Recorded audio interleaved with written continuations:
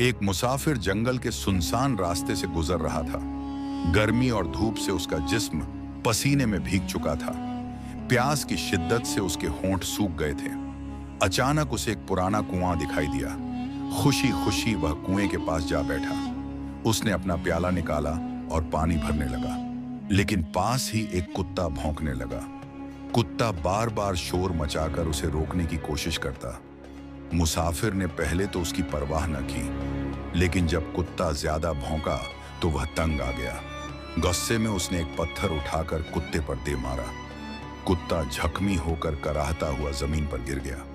मुसाफिर ने सुकून का सांस लिया और प्याला भर लिया। जैसे ही उसने प्याला लबों तक उठाया, अचानक उसकी नजर कुएं के अंदर गई। वहां एक काला जहरीला सांप मरा पड़ा था। उसके जिस्म से जहरीला पानी कुएं में घुल रहा था।